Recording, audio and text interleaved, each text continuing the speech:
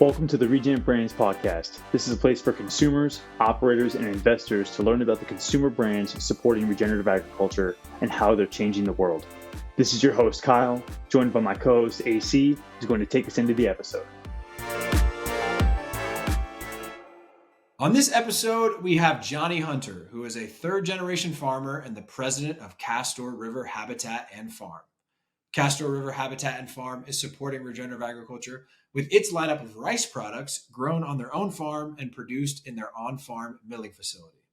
In this episode, we learn about the Hunter family's deep agricultural roots, how Johnny was forced to go regen after hitting rock bottom in 2012, and how the brand has grown since its inception in 2018.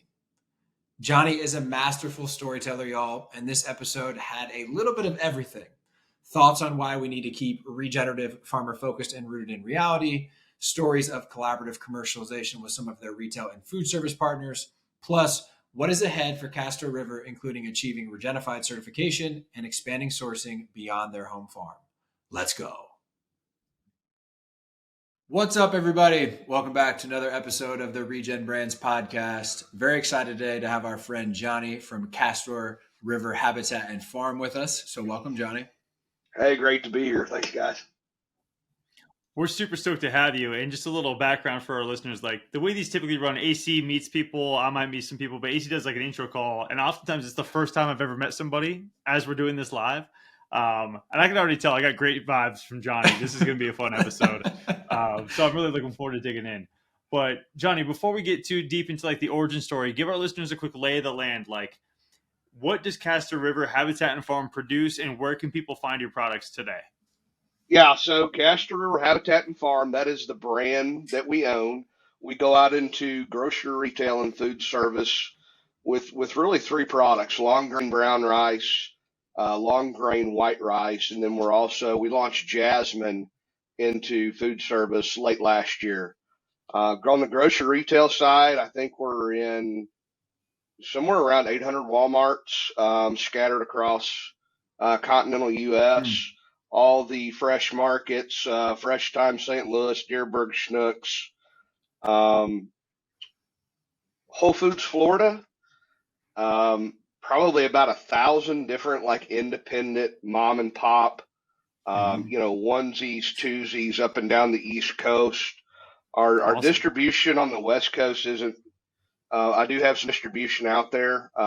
We've got some retailers out there that we're working with, but where we're located at in Southeast Missouri, I wasn't exactly what you would call a learned student growing up, and but I always thought I lived in the middle of the country because they say, hey, you live in the heartland, and I'm thinking, fantastic, we live in the heartland. Well, it turns out when I got older, we realized we live way closer to the East Coast than the West Coast. So somebody lied to me back in like 1989 about that. But anyways, yeah, it's good. Our go to market was with long grain rice, and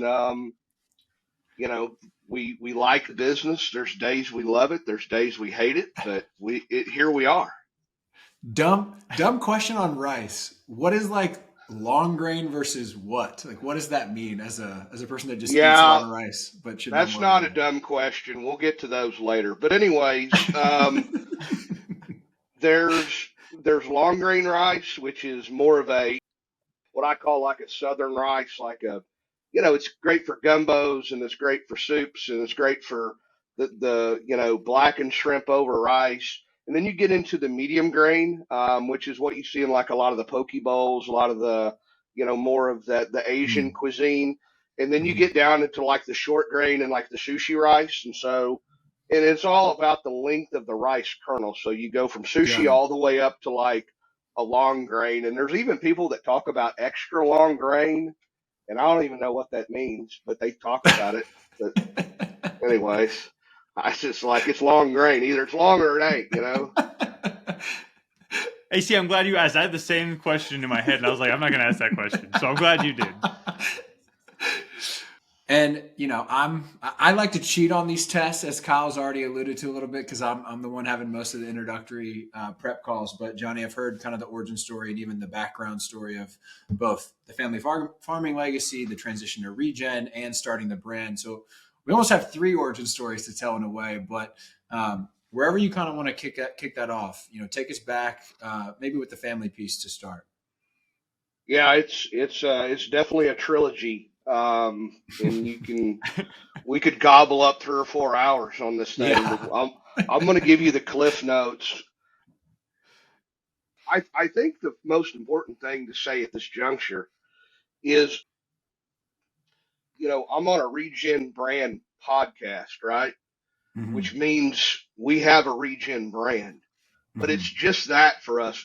We own a brand. We're not a brand. And I want to make Mm-hmm. that differentiation right now. We're a regenerative company, Mm-hmm. okay? And so, how did we get here? Well, through a lot of sacrifice and hard work and vision of people that have come before me. And so, the last thing I want your listeners to do is to watch this and think that I'm going to stand up here and beat my chest and say, look what I did. When you look at what's happened before me, I'm extremely insignificant piece of this story, but I am Mm-hmm. the storyteller. And so we trace this back to, I mean, we can go all the way back to Scotland if you want to get really deep, but let's not go all the way back there. Let's go to 1954 with my grandfather, F.S. Mm-hmm. Hunter. Um, the Hunter family is really focused on legacy. We live it. So his legacy was he was able to, through just sheer hard work and determination, he was able to take just undeveloped, unusable, kind of just rough, wooded swamp ground, and he was able to transform hundreds and hundreds and thousands of acres of this into production farmland. Mm-hmm. And that was a monumental undertaking that I'll never even begin to understand how much work went into that. But we're not talking about 40 acres here. We're talking about sections. Mm-hmm. A section is 640 acres for the uninitiated. And so Wow. FS was doing that. And so really like that was the first moment in time where we go back. We're like, okay, we're an agricultural family. And then Mm-hmm. so my father was the oldest of 7 children, large Catholic family. And so his vision and his legacy really revolved around taking this land and improving it and creating a farm that was able to produce crops regardless of the amount of rain, right? Because everyone, Mm. most people realize that farmers depend on rainfall. In the Delta, we Mm-hmm. we we also depend on rainfall, but we also have the ability to irrigate our crops if your land is level and you have irrigation installed. So that Mm-hmm. was one of Dad's first big things was he was an early adopter of precision land leveling and he was an early adopter of irrigation. And what that did, it has a compounding effect on the value of your property. And Mm-hmm. so that, any wealth that my family's created is revolved around farmland. And so that was a huge legacy that he sent forward through the generations. Unfortunately, we lost Dad in 1992. I was 10 years Mm-hmm. old. My sister was 16. And so Wow. really at that time, the legacy shifted from my dad over to my mom because my mom had the opportunity to say, you know what, kids, we're out of here. I'm selling this land. We're moving to Florida and we're going to start over. And that was Mm-hmm. definitely, I mean, that was on the table for that woman. But she, and no one believes this, but it's God's honest truth.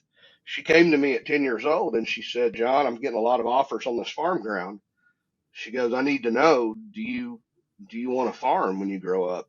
Wow. And I told her, how many damn 10-year-olds have to make that kind of a decision? Right. And but when it's in your blood and you know it, it wasn't even that big of a deal. I mean, I just answered him like, yeah, I want to farm.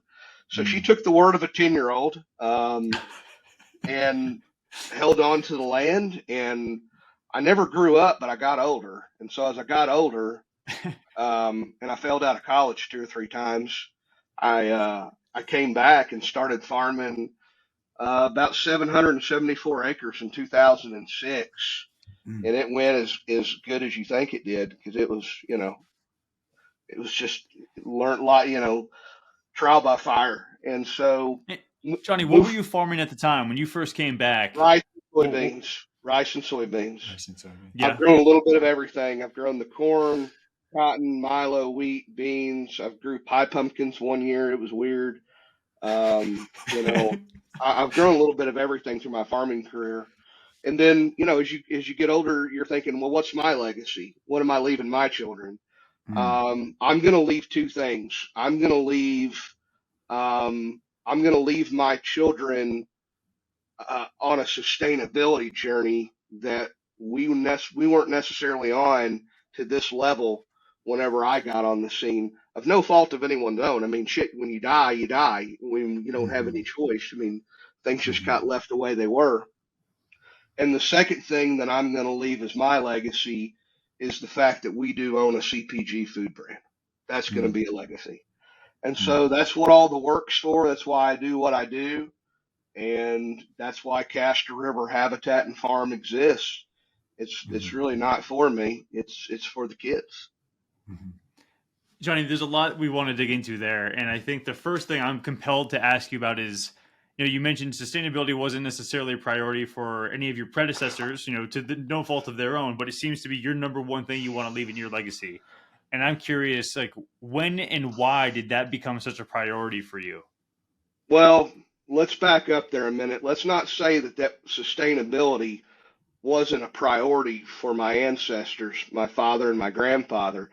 It definitely was because Mm. I'm here today. And so if Mm. sustainability wasn't on the radar, but sustainability only means what it means in the time that you live in.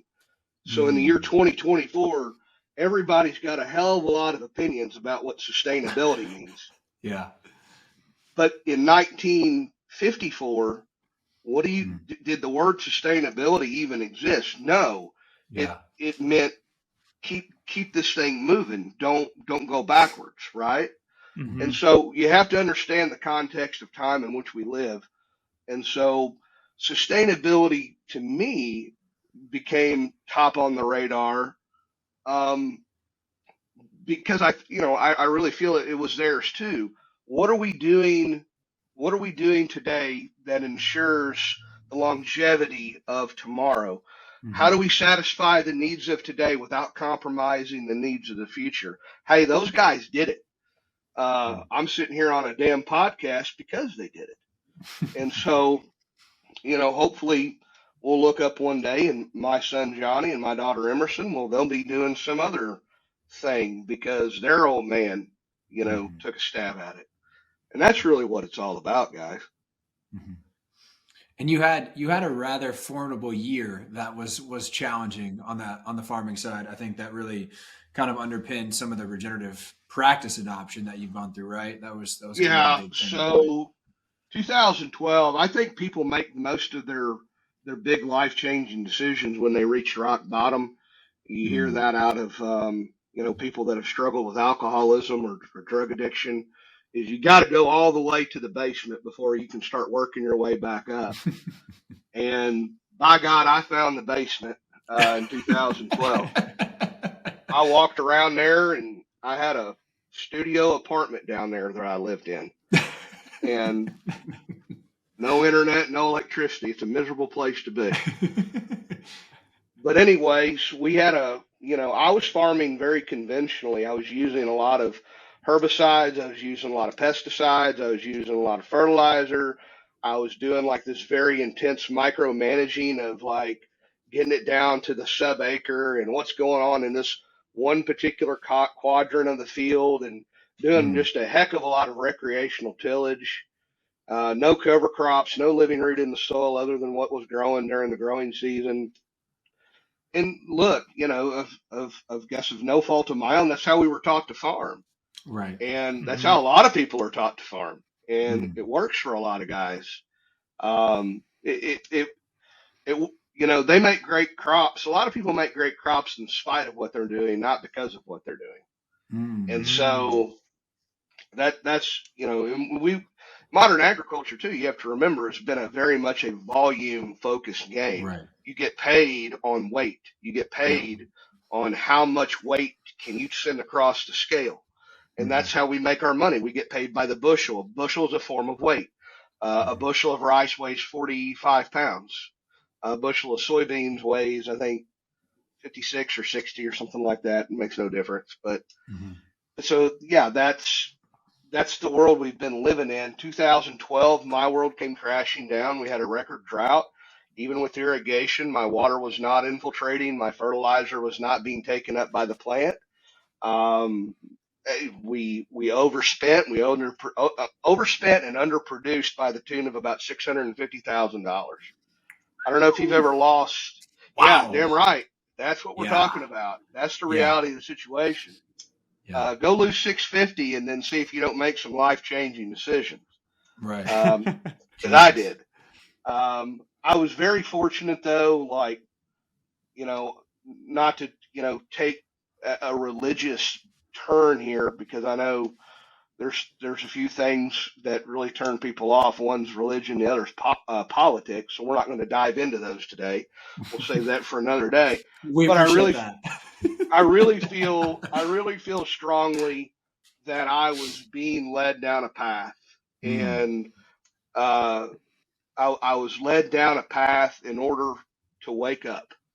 And Mm. once I woke up, I was presented with an opportunity, and I was presented with a mentor that I wouldn't have been ready for any other way.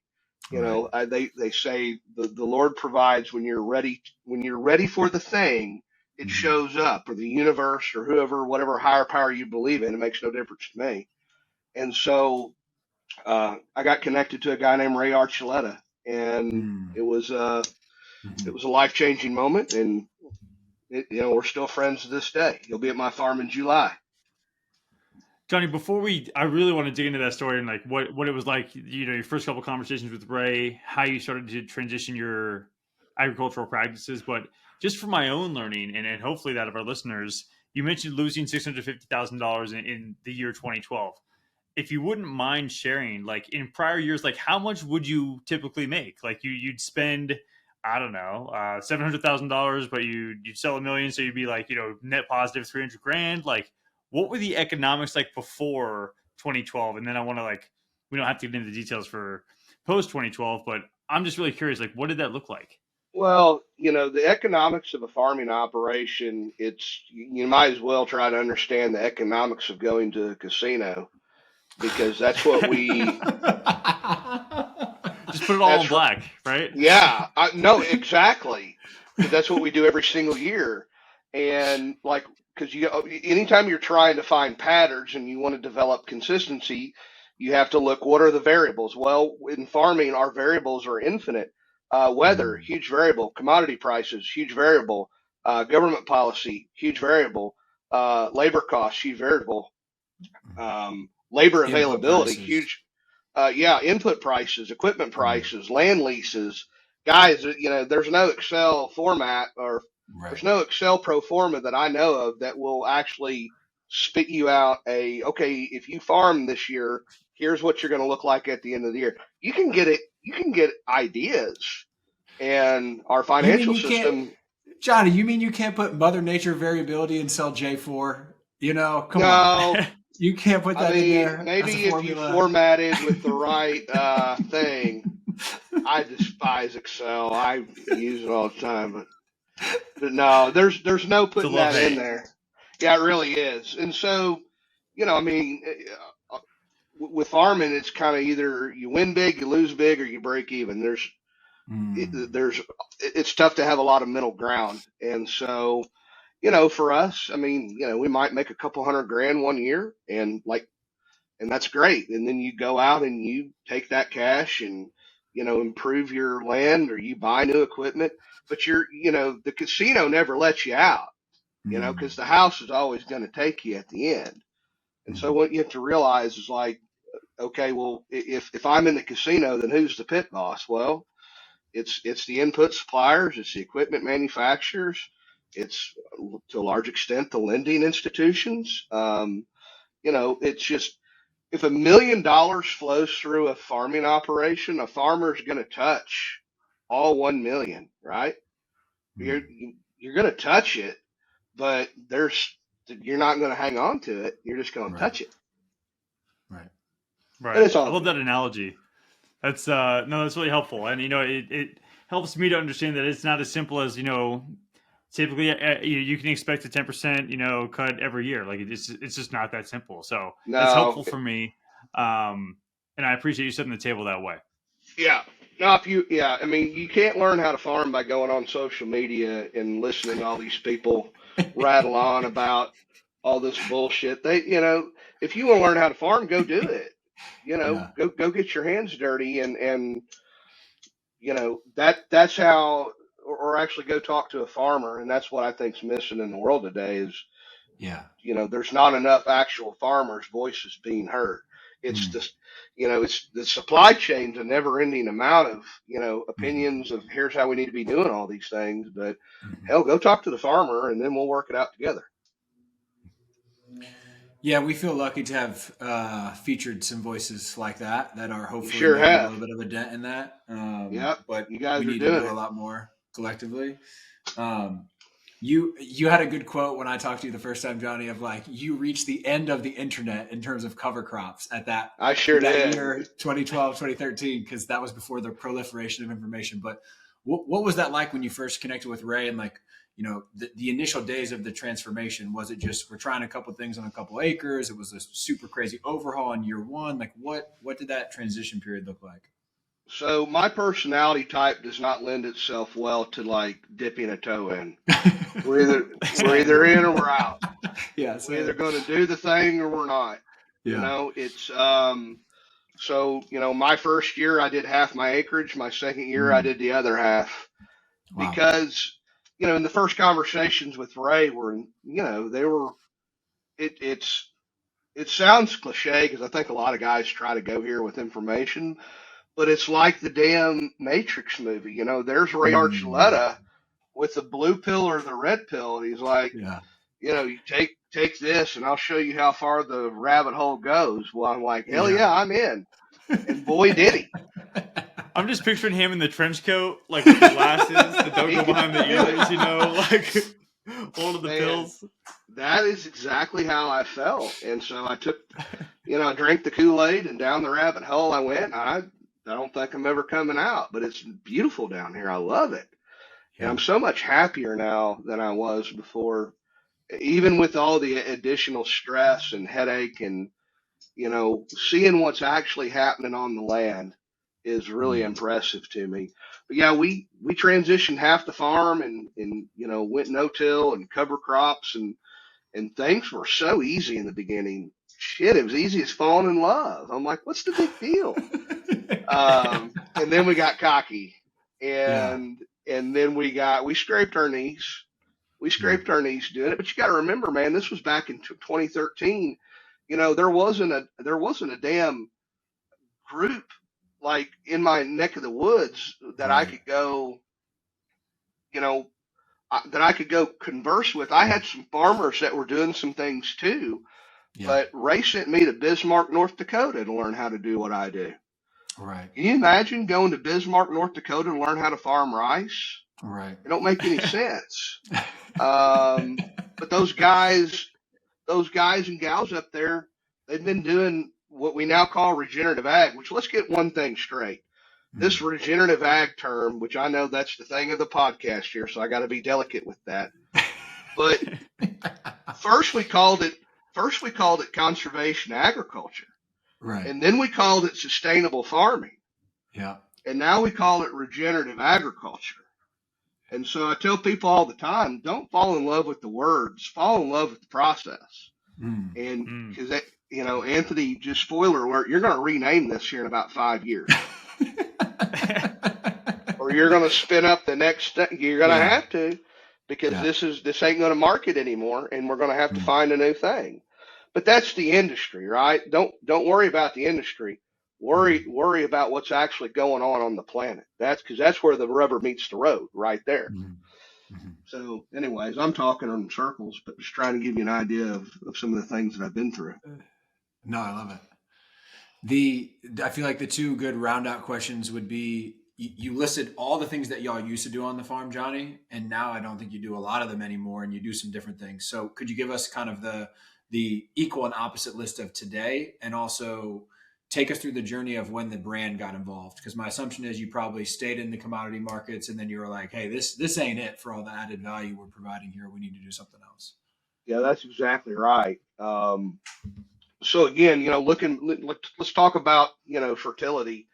We were using lots and lots of synthetic fertilizer, hundreds and hundreds of pounds of urea, hundreds of pounds of DAP, hundreds of pounds of potash, boron, copper, ammonium sulfate, and because you had to have them, right? Because when you're farming in a broken system, it takes a lot of help to get you down the road, right? And then, lots of tillage, lots of water, lots of fungicides, lots of insecticides. Our job as farmers in the old way was we wanted as much of a laboratory in that field as we could get. We wanted it sterile, we wanted it clean, and we wanted it, just like medically sterile. And we did a pretty good job of it. Looking forward to today, you know, my farm looks more like a zoo than it does anything because my job as a regenerative farmer is to bring in as much life as I can into my ecosystem. And I tell people all the time, look, I've got a habitat and I've got a farm. They coexist with one another.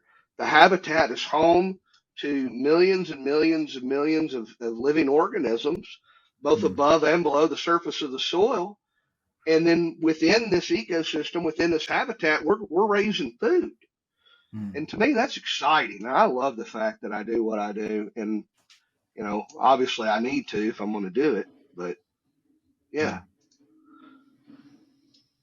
I love that, and I love how there's so much intentionality behind Castor River Habitat and Farm, like you just spelled out. Right. Yeah, kind of dovetailing back to Anthony's question, you started to implement these new principles and practices. You stopped using the fertility.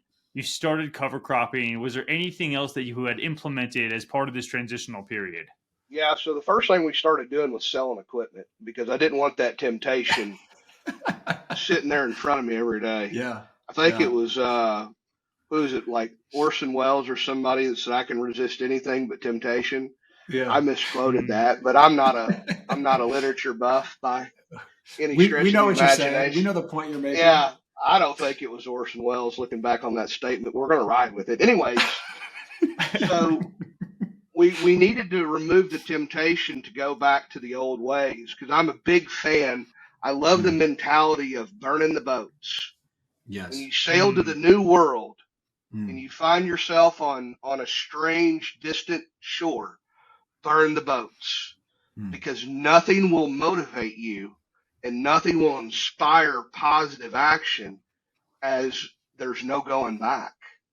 And so that really gets your creative juices flowing. And that's one thing I learned too is that, farming the old way, I'd kind of just been like on autopilot with my brain and I just been kind of marching through life. And now I'm much more of a creative person. I'm thinking through things in a much. I'm reading a book right now by a guy named Rick Rubin. He's a music producer. Yeah. Called A Creative Way of Being. I misquoted the book too. Again, I'm not a literature guy, but I really like this book because the way he's thinking is the way that I'm thinking now, and I'm recognizing it. And so now my job is, am I a farmer? Hell yes, I'm a farmer. I was born a farmer. I'll die a farmer. But what if I'm also an artist? What if I'm an artist and my canvas is this ecosystem that I've created? that I'm fostering. I haven't created shit. I'm fostering this ecosystem and Yeah. all the life and all the plants and all the things, you know, that's the picture that I'm painting on this ecosystem. And that may sound pretty far out there, but I'm kind of a far out there guy, so I don't really care. You're in Um, good company here, brother. yeah, so that's the way I think about life, and that's how we think about this brand. Is this brand? Hey, if you want to, you know, you can't go up to the museum and snip you off a little piece of old Van Gogh on the wall. They're going to frown upon that. Yeah. You know, they're not going to be too happy with you. To put it lightly. But yeah, yeah, they're going to frown upon that. But if you want a piece of the art that I'm creating at Castor River, well, hell, buy a Mm, bag of rice and you're a part of it and you're in the mhm, club. And mhm, so that was a shameless pitch to buy my product. But again, I'm a pretty transparent guy. mhm. I dig it. So you started implementing these new principles and practices. You're making you've developed a habitat. You're farming in your existing habitat. Who were you selling your product to at that time, and when did the need for a brand become apparent to you? Yeah. So the, you know, when we started again, we went into no-till, then we went into cover crops, then we started cutting out a lot of this commercial fertilizer. Probably too much in the beginning because Mm, you have to remember your soil is a living organism, just like me and right. you. And we have created an addict, and this addict is addicted to water, Mhm, synthetic fertilizers, all these chemicals. And so, just like with somebody who's addicted to, like, let's say heroin, you can't mm, just pull the needle out and one day you're going to kill them. And so, mhm, you've got to Hmm. step it out. You've got to step it out. And so, I think I pulled the needle out a little too quick, and it bit me a time or two. But we were selling all of our products just to, you know, the ABCDs of the world, you know, the ADM, Bunge, Cargill, mhm, Lewis Dreyfus's of the world. And, you know, at that time, this was, you know, 2013, 2014, 2015, 2016. They didn't care. Nobody did. I right. mean, you know, you say, hey, look at what I'm doing. Like, is there any, like, you know, is there any premium to this? Or like, no, we don't. Mm, No, you're lucky we're paying you what we're paying you to get out of our office. And so I thought, mhm, you know, this Yeah. is ridiculous. And you know, why am I getting paid the same as some Joe Schmo down the street who's not doing a damn thing? right. I said, you know what, we need to take more control over our life because I was sick and tired at this point of being a price taker. There's two types of people in this world. Never forget this, guys. There's price takers and price makers. There Mm, ain't no third Mm. direction. mm, And farmers, for the most part, are price takers. You pick up the right. phone, you call somebody, and be like, "Hey, what do you give me for this?" And they don't care what you got in it. Here's what the market is going to allow you. And so we Mhm, had to get off that train and get on a different one. And so, how do you make your own price? Well, you got to have a brand. You got to have a vehicle to communicate value to the marketplace, and right. then hopefully the marketplace rewards you for that value. And we launched the brand in 2018, and I wish I could tell you and your viewers that we had this really slick go to market strategy and we knew what we were doing and we had it all figured out, but You had man, nothing could McKinsey be come further. in. You had the consultants down there in Missouri working it out for Yeah, you on the whiteboard, Johnny. here's the business model, here's the business plan, here's all the, you know, friction points in your process. You know, here's everything you need in terms of certifications. Here's what your accounting needs to look like. Here's what your legal framework needs to look like. Man, none of that. I built a Yeah. rice mill and I had a package. And I was really shocked when the phone didn't ring off the hook. It hurt my feelings. Hmm. It did. So you not only decided to do the brand, you decided to vertically integrate the manufacturing too and build the mill, which is, I mean, that's a Well, whole hell, another if you're good, separate thing. yeah, I mean, but if you're gonna go to the beach, bring an umbrella, right? Like Yeah. just do the Got whole thing and be done with it. And then, you know, now when you look up today, you know, obviously we own the land, we farm the land, we own the mill, we own the packaging line, we own the brand, and we also own our own trucking company. Wow. Because, you know, I'm making a lot of promises to people Mhm. that Johnny Hunter and Castor River team, we're going to get this rice where we say we're going to get it to, and it's got to be there on a certain day, or they call me up and they're saying things that they probably can't take back. And Mhm. so if I'm going to keep those promises, then I've got to cover the first mile of distribution so that Mhm. at least I know I've got it into a 3PL, if not a DC, but usually a 3PL, and then we're LTLing out to the DCs from there. Mhm. Not to give away the family jewels, but that's my business model. If you want to copy it, go ahead. I mean, shit, I didn't invent it. It all makes sense. And we're actually really glad that you didn't have everything baked in and you had all the answers Yeah. right away, because we want to dig into some of those learnings. So Yeah. bringing it back to the origin of the brand, you mentioned you put the rice in the package, you got the mill up and running, obviously not in that order, mill up and running, rice in the package, and people weren't calling you.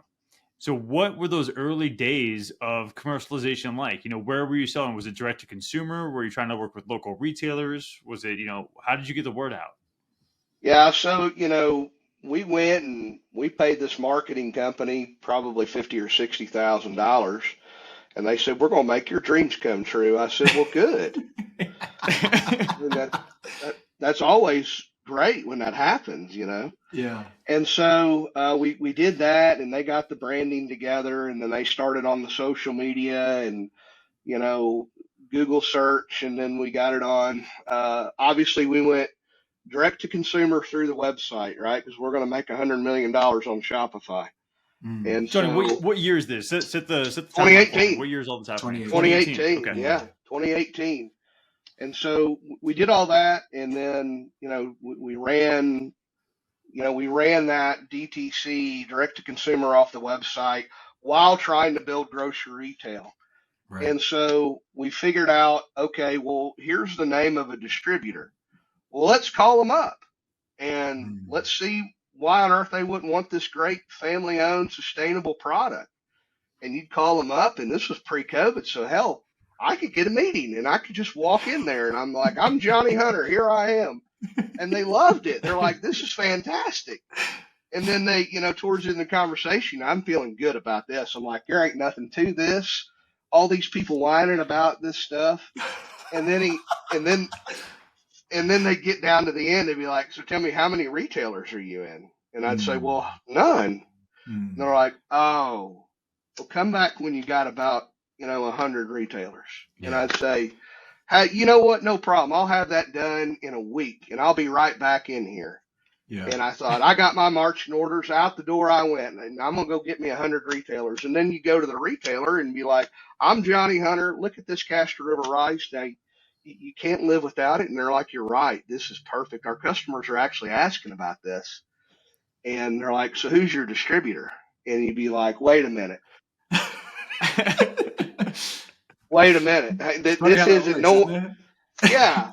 I said, "I just left him, and he wanted me to talk to you." And they're like, "Well, come back when you're loaded up in KHE, Yeah. and we'll put you on the shelf." And I'm thinking, Yeah. something's wrong here. Mm-hmm. Did I miss a memo? Did something, like, what happened? Mm. And so, anyways, we bounced around like that, and we got kicked around, and rightfully so, because we didn't know what the hell we were doing, and they knew it, we knew it, hell, everybody knew it.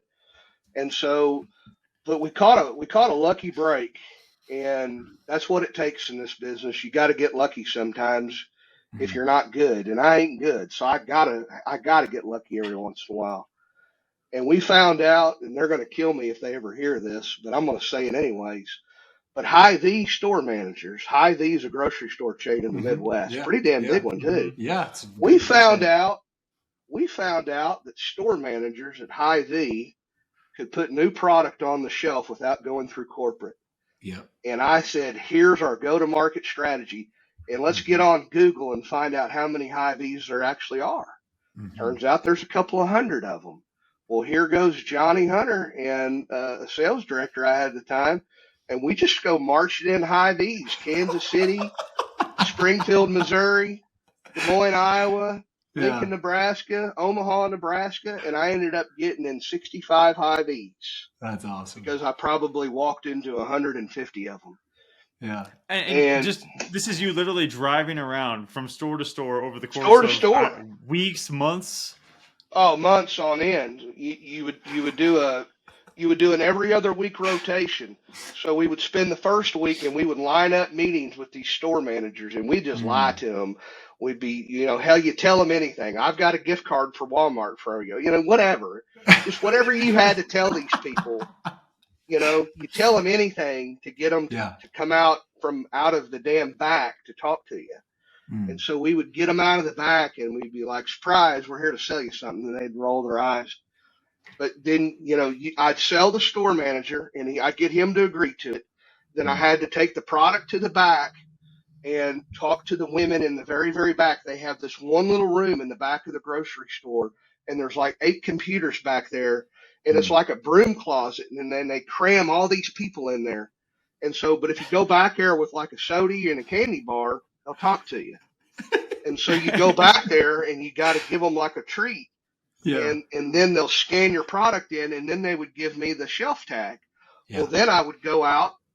I had my tag and then I'd go out to the car with a shopping cart. I'd get my product and I'd roll it in the front door.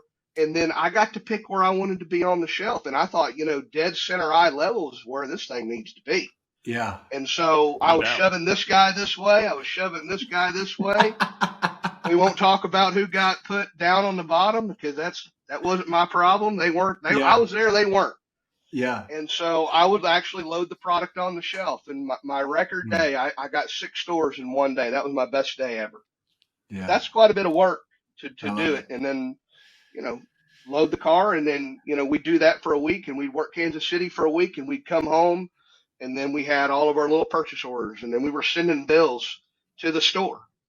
And each store was cutting us a check.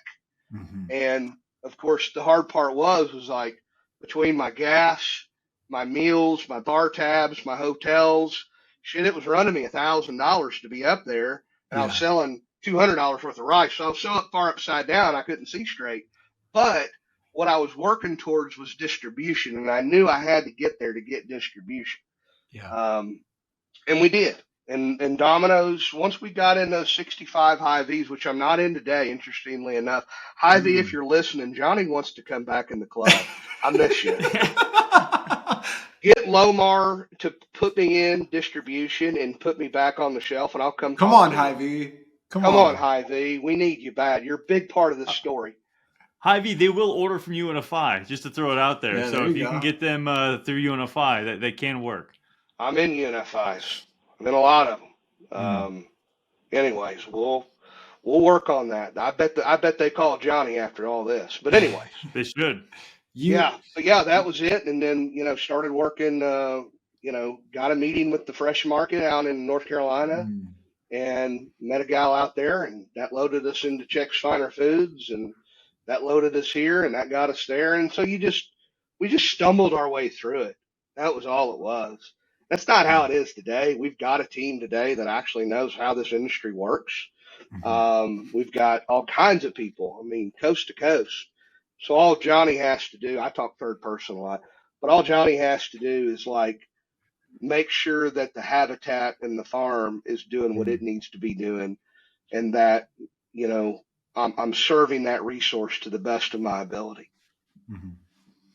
Well, Johnny, I love that story, man. Yeah. That was one of the best I think we've had on the podcast ever. No, I'm not trying to just make you feel good. That was fantastic. As somebody who I spent the bulk of my career doing exactly what you were just talking about in the early days, store to store, traveling, going on trips, staying in hotels, just trying to build those store level relationships, get some stuff done. And I know how great it feels when you walk out of that store with a win.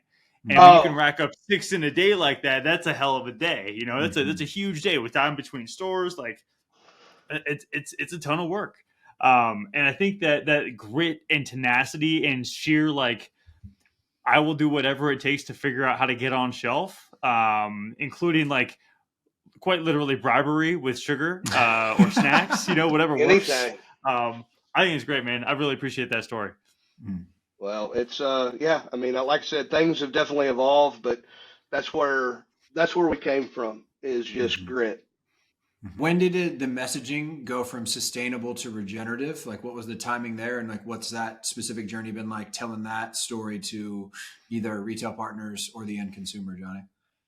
Yeah, so we changed our messaging from sustainable to regenerative about the time, we recognized what the CPG market was, the direction it was going, Mm-hmm. and sustainable is such an ambiguous, Mm-hmm. it's kind of like all natural. What the hell does all natural mean? Mm-hmm. Nothing. It's a Mm-hmm. meaningless term. And I think sustainability was getting pushed around like that, and that's why I'm always quick to point out, like, I don't claim to be sustainable. I tell people I'm on a sustainability journey, period. I've Mm-hmm. reached no destination. I don't know what the destination looks like, Right. but chances are we're never going to get there. But we like the journey. Mm-hmm. And so I think we made that switch about 2020, about 2020 is Mm-hmm. when we rebranded out of that old brand into the new brand, because what we found, we actually did hire consultants this time and Yeah. paid them a hell of a lot of money. And it's really funny that you can pay people to hurt your feelings. Mm. It's what a weird world we live in, It is. but that's what I did. And so the consultants, we hired them, and they hurt my feelings, and they said, your brand is not telling your story. And Mm. here's the story, because here's what you're actually doing. And Mm. so that was really that was a fun process to go through. And we hired a really awesome team at McLean Design to help us design this brand and to actually tell the real story, because we just weren't getting it done. Mm-hmm. Mm-hmm. Yeah, I'm looking. I got the website pulled up right now, and the packaging feels very intentional, feels very clean, and it definitely has like habitat. I mean, not just front and center from like a wording perspective, but it's a picture of a mallard flying, out of Mm-hmm. water. So it's very much like habitat first, Yeah, that's whereas actually it's second. actually a canvas back, but it's black and white, so I won't hold that against you. Okay, I appreciate I, that. I I'm didn't working know on bird either one, identification. so you're getting more points than I would have got, Kyle. I Kyle's just taking all the heat over here to. I'm okay with it. I can handle it. I'll be all right. That's good. No, that's a, and that duck, it lives there, but we envision other animals are going to live on that pack. It cost me so much money to get a new dye line cut. Uh, Mm. I told them, like, we're going to live with this duck for a while, because the duck was expensive. Getting Yeah. the dye cut was expensive, so that duck's going to be there. But I mean, uh, anything could live there. A frog could live there. A butterfly could live there. Everybody wants the majestic 12-point buck. Uh, a rabbit could live there. I don't know that a skunk, but hell, they're part of the deal too. You know, but who wants to see a skunk on their bag of rice? We got, there's just certain lines we probably don't need to cross until we have a little bit more brand equity. You No you just doubt. need to wait till you have the kids skew and you get Pepe Le Pew on there, do a little Looney Tunes licensing deal, then you'll be off to the races, Johnny. Well, don't trademark that idea, because I'm going to steal it from you. That's all right. You can have it. I I want to double back to kind of the investment in processing and the vertical integration, because this comes up as a recurring theme on the show. Whereas, unless you invest in some sort of more upstream control, oversight, investment, whatever, it's really hard to maintain kind of the regen integrity that's being created on the farm all the way until the end product. So, is that something that you all have seen as well? And like, what have been some challenges / rewards of just that whole vertical integration journey? Yeah, you see, it's amazing to me, being in agriculture, how quickly a supply chain can transition to regenerative overnight. I think Hmm. that's really interesting that Mm-hmm. people are able to do that. And I question some of the ethics around, Mm-hmm. you know, that process. Yeah. But for us, the vertical integration um, offers us traceability and Mm. accountability on a level that a lot of other brands don't have. And, um, I think moving into the future, you know, you're going to get, you're going to get people that, they're going to get in trouble for greenwashing. They're going to get in trouble for calling things out that aren't true. Mm-hmm. They're going to get in trouble for claiming regenerative from products that are coming from third world countries that haven't, you know, they can't afford to feed themselves. How are they going to feed the planet with their processes? I think it's good, but what you want to see is you want to see a marketplace that rewards people for doing the right thing. But in that same process, you want those dollars flowing back to the people who are actually doing the thing, right? And so that's how because I'm always going to be farmer first. I want the farmers to win in this scenario, because farmers haven't won for a very long time. And that makes a lot of sense, and it kind of makes me want to bring up the Regenified thing. You talk about the people making claims that are not legitimate. In the certification space in the regenerative world today is interesting. We'll call it the Wild West. It's convoluted, it's confusing, it's difficult to navigate. So why did you choose to go with the Regenified certification, and when can we expect to see that either on the website or on pack or anywhere? Yeah, we chose Regenified because it's farmer designed and farmer led. Two guys, Gabe Brown and who's a farmer up in North Dakota. Oh yeah. Gabe sits in a very unique class of people who have been regenerative before regenerative was a word, and kind of considered like one of the godfathers of the movement. And so seeing Gabe and seeing Doug there made me feel at peace that this was going to be something grounded in reality and grounded in truth. I see other regenerative things out there that worry me because it's pie in the sky. It's very, Walt Disney couldn't dream up more creativity with some of these groups. And so to see something based in reality, because that's where we have to work as producers. We work in the real world. I just got probably close to 6 inches of rain in 24 hours. That's a reality that I have to live with, and that's a reality like that will ripple through my farming organization for months. And they get that. I think the timing on that is going to be 2024. I really believe that we're going to get this done, because we're not changing anything. I think a lot of people get the standard in their hand, and they go, well, we got to change this, and then they have all the learning curve of going through the changes they have to make to get the certification. We're already out here in left field where we need to be, and so we have to move backwards to the cert, and that makes life easier when you're coming back to the certification instead of reaching for it. It goes a lot smoother. You had a quote that I really liked in our first call, where you said you feel like there's a place for ReGen organic and ReGen organic, and we feel the same way. We know there's definitely some people that disagree with that, but would love for you just to expound on that and how you feel that way, Johnny. So let's try to put some buckets together, and let's try to get some things sitting in some buckets.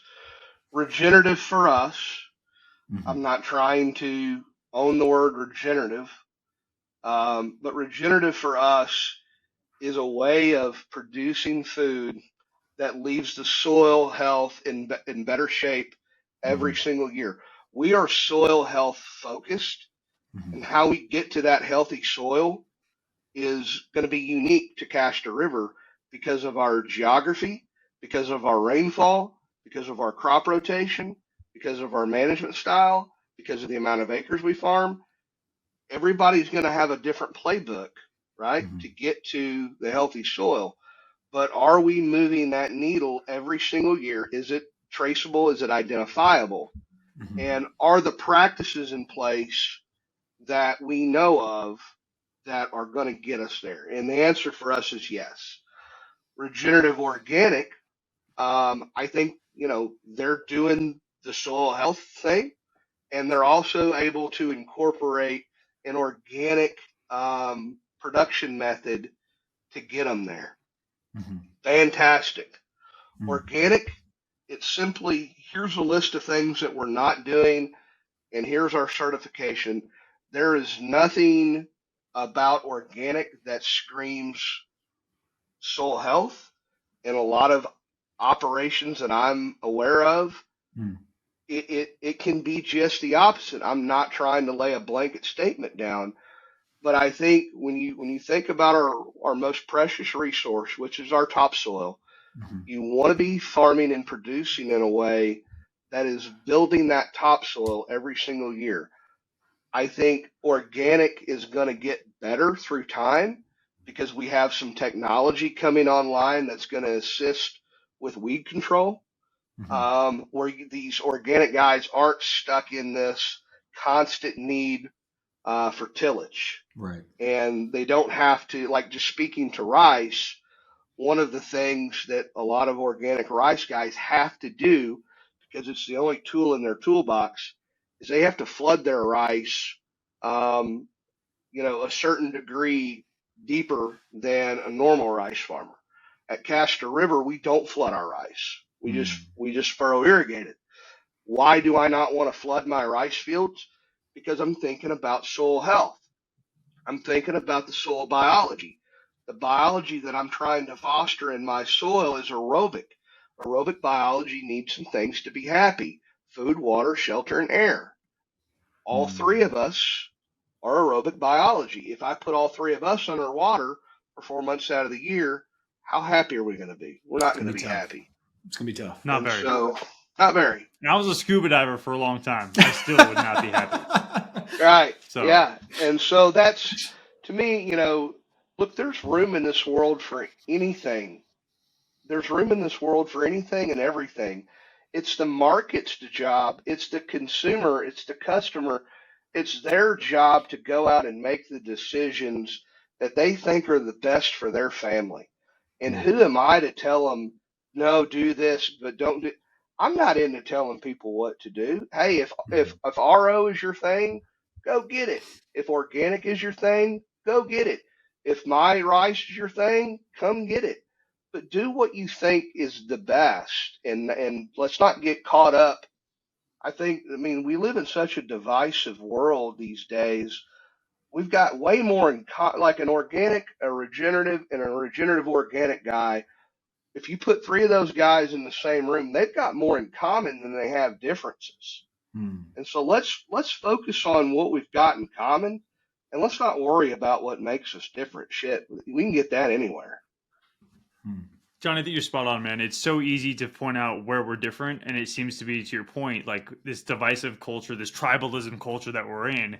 That seems to be what everybody. And I'm making a blanket generalization here because this is not encompassing of the entire planet.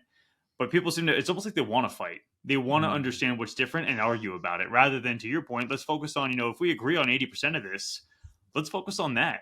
Yeah, How yeah. can we, and especially to your point, like a regen person, an organic person, and a regenerative organic person, that's still probably less than 10%, less than 5% of all farmers globally, Mm. right? Yeah, And if those three people in the same room can't figure out what they agree on, like, what hope is there for the rest of us? Mm. right, Um, exactly. so it's a great point, but I want to pivot a little bit. We talked about the assortment. You've got your white rice long grain, you got your brown rice long grain, and you just launched Jasmine Food Service. What is coming in the future for Castor River Habitat and Farm? Is it more SKUs? Is it focusing on retail? Is it more food service plays? What are your plans? Right. I mean, the highest growth area of our company right now is food service. Mm. Hmm. We find a more linear path to Yeah. PO in food service than we do anywhere. Yep. And what we love about food service is that we get to build um, what feels like to us closer relationships. And there's more opportunity for brand collaboration. There's more opportunity for collaborative innovations. Um, obviously we're highly, highly committed to CPG and will be for a long time. And, some of my best relationships are in CPG, but there's just not as much friction over there, right? Mm-hmm. And so what's next for us?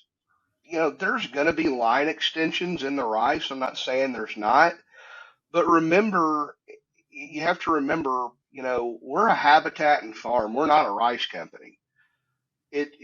Rice comes out the end of our ecosystem, and that's how we transactionalize our processes.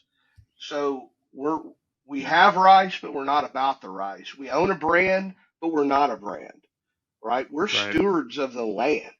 We're conservators. And so I think we can go a lot of directions I think, I love to think about a plate.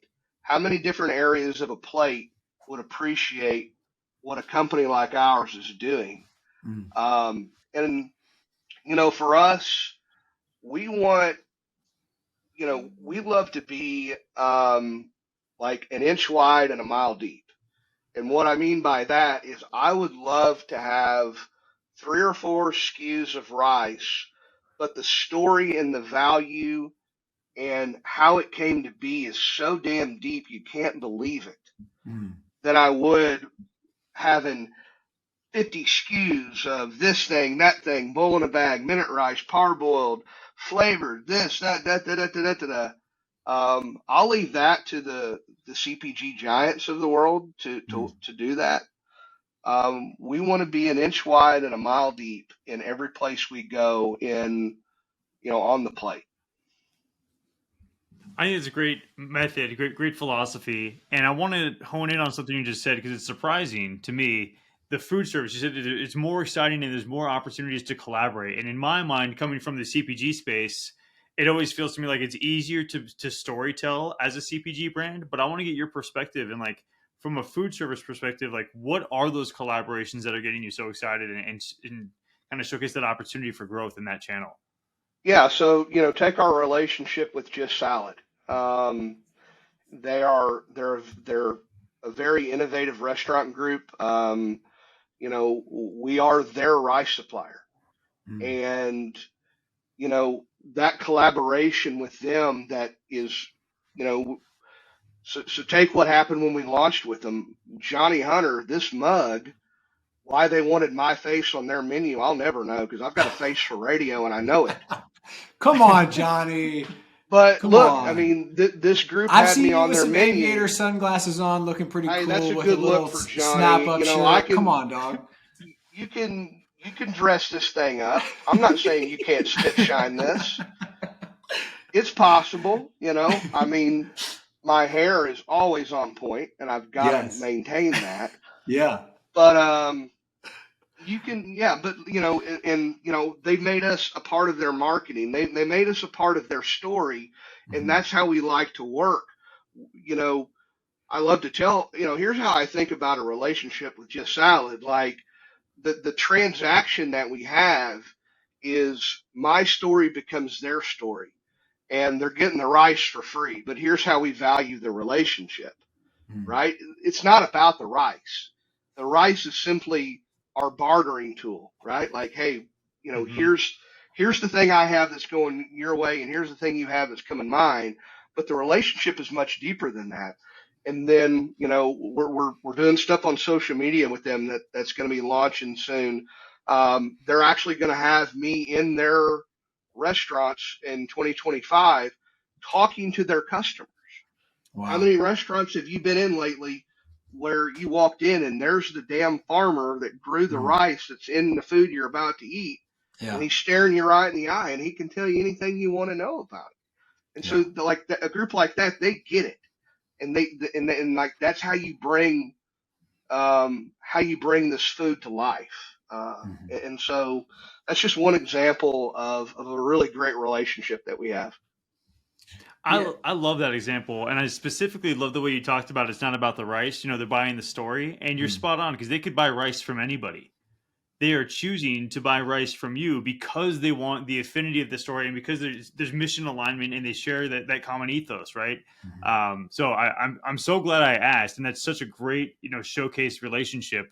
And good on simple salad, or just what was it? Just Just salad? salad. Just Yeah. salad, yeah. Just salad, And man. I don't know where they're they are. coming, and they're I need coming. to Well, go to they're one. in New York, Chicago, Miami, East Coast. I mean, they're marching towards like 100 something locations, and Nice. they're just getting Okay, going. So I'm keeping my eyes peeled. they're coming to the farm this summer. They want to actually come put boots on the ground, and that's the That's awesome. relationship that we want. We Mhm. don't want to Yeah. do we want to do business nose to nose, right? Like you come here and I'll show you why you buy rice from Johnny, and Mhm. here's the reasons why. Mhm. And the same way, I'm going to go see them, and that's the collaboration that we have. And I'll learn something on my trip about their business that I didn't know that I can do something different to help them with, and then they're Mhm. going to learn something by visiting me that they didn't know, and they're going to go, "Hey, what if we did this? Would that, And that's what a partnership looks like, and that's what we're forming here. We don't have, at Castor, we don't talk in terms of customers and clients. We have partners because when you are doing business with us, that's exactly what this is. It is a partnership. Mhm. And if it's just a transaction to you, chances are you need to go buy products from somebody else. Mhm. Hmm. I I think that's a dynamic in food service that also makes the transactional piece more appealing, even though it's still transactional, is most times you are an exclusive supplier. Whereas with the retailer, they still got 8 other rice brands in there. So you can have the most collaborative approach ever. You can have a great promo program, but somebody else is still sitting next to you on the shelf. Somebody else is going on promo the month you're not, so there's some just basic limitations to the model. Um, Johnny, is the future growth plans going to make it necessary for y'all to source from other folks, or can the farm and habitat grow all the rice you'll ever need? Like, what does that kind of upstream supply chain building beyond the manufacturing look like in the future? Yeah, so when we think about growth, we think of it in two terms. We think of internal growth and external growth. We do have a business model that allows us to own more land and to farm Mm. more land, but farming the entire world is not in the business model. And and so I think the best service we can do for our communities and for our industry is we want to be able to partner with other families like Mhm. ours. We Mhm. want to help transition them from where they're at today to where they need to be. And then Mhm. we want to be their partner to offtake their rights. And then we want to be able to tell their story, Mhm. right? Because Mhm. every family's got a story to tell. Every farm has got something going on that's unique to it. And I Mhm. think that is going to be a really fun period of time for me that's coming up really quick because, our our supply, it looks like 2025 is going to be the year that we probably are going to need to source from other farmers. Mhm. Um, but it can't just be anybody, right? Mhm. They've got to be, and that's really where this Regenified is going to help because so much of what they're doing is in very strong alignment to what we're doing. And Mhm. so I don't have to go out and police. It's just like, Mhm. okay, here's the certification you need to have. You're going to be non-GMO project. You're going to be Regenified. Here's the cover crop program. Here's the no-till. Here's the no flood. Here's this. Here's that. And, we'll end up being our own little supply chain in our corner of the world that hopefully grows and scales um, all over the world. It's the beauty of what I'm doing. You can take my farming practices or my philosophy, really. It's not the practice, it's the philosophy. And you can park it anywhere in the world and it's going to work. You're going to have to change some subtle things and some subtle practices, but the principles of soil health hold true no matter where you're standing on this planet. Mhm. Have you had any neighbors or people in your area reach out to you, and have you been able to kind of convert any other folks around you yet, or no? I started a group probably 4 or 5 years ago, maybe six. I've lost track of time. What year is it? 2024? Correct. 8 2024. years? Shit, 8 years ago. Anyways,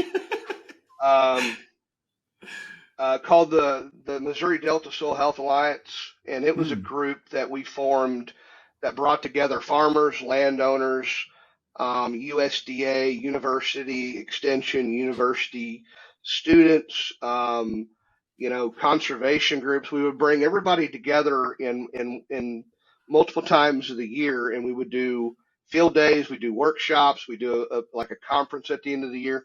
And that's really people's opportunity. If they're my neighbor and they're interested in what I'm doing, that's Yeah. a great place to go learn about it. And so I try to make myself as available as I can. I take a phone call probably depending on the time of the year, once a week from sometimes a farmer I've never met. And they're like, hey, I hear you're doing this, this, and this.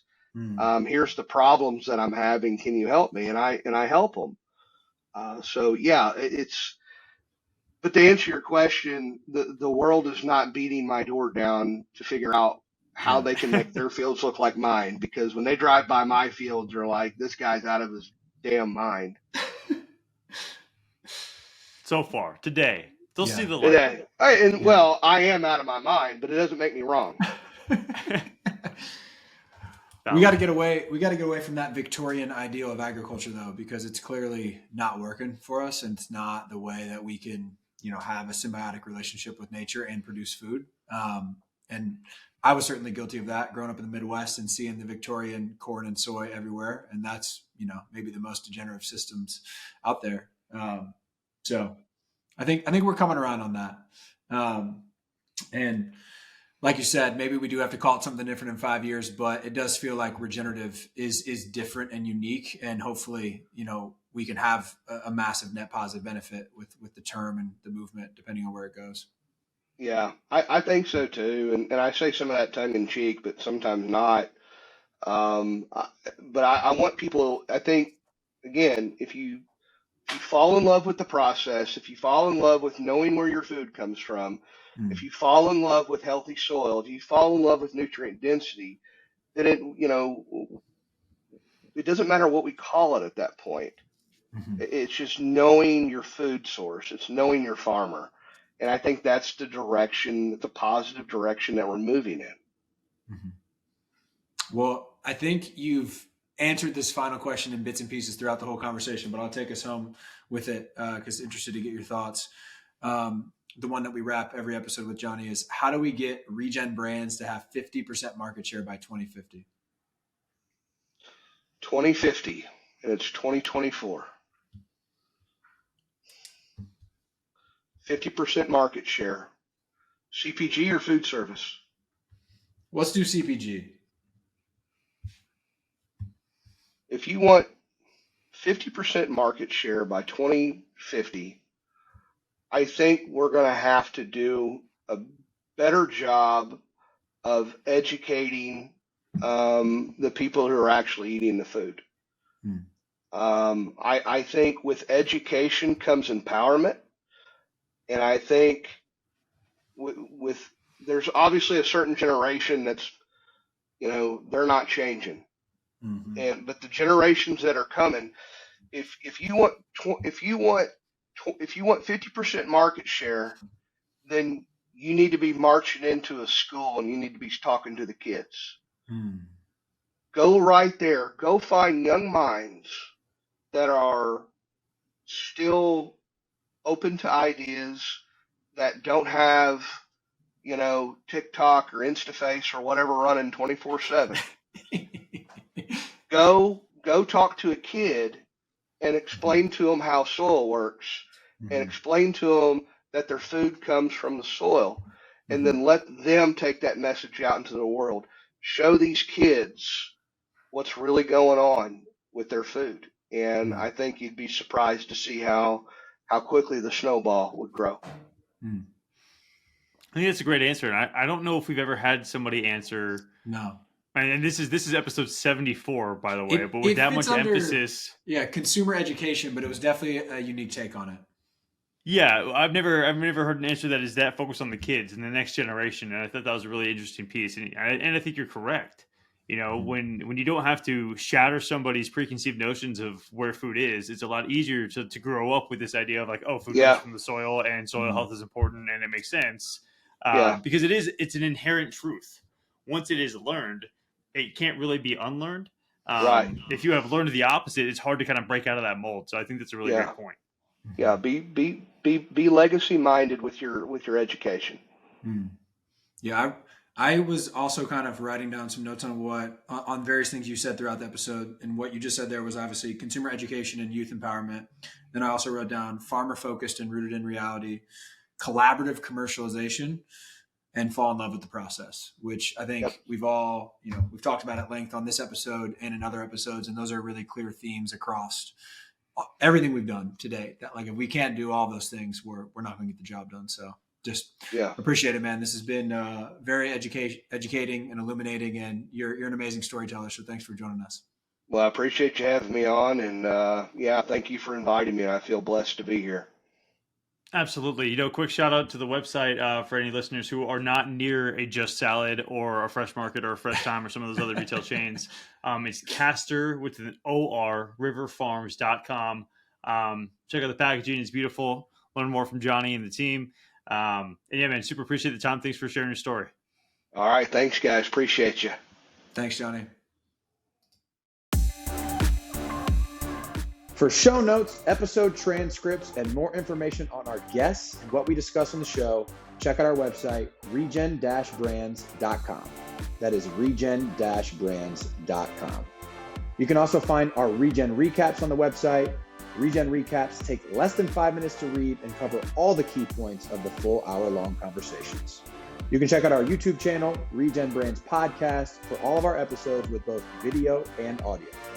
The best way to support our work is to give us a 5-star rating on your favorite podcast platform, subscribe to future episodes, and share the show with your friends.